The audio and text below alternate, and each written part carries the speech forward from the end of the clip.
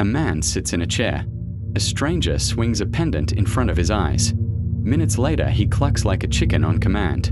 This is what most people think hypnotism is. The truth is far stranger. Hypnotism is not sleep. It is not mind control. It is a state of deep focus, a trance where the conscious mind steps back, and the subconscious takes the wheel. Doctors call it a heightened state of suggestibility. Your brainwaves actually shift during hypnosis. They slow down closer to the pattern seen in meditation. This is measurable on an EEG. This is real science, not stage magic. The practice traces back to the 1700s. A doctor named Franz Mesmer believed in something he called animal magnetism. He thought invisible forces flowed through the body. Later doctors ditched the mysticism. They kept the technique.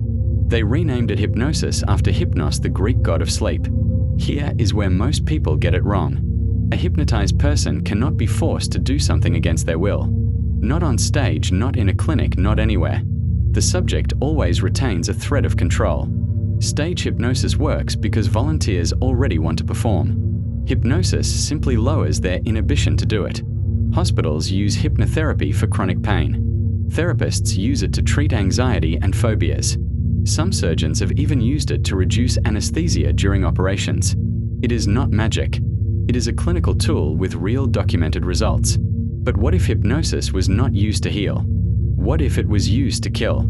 This question sits at the center of a haunting Japanese film called Cure.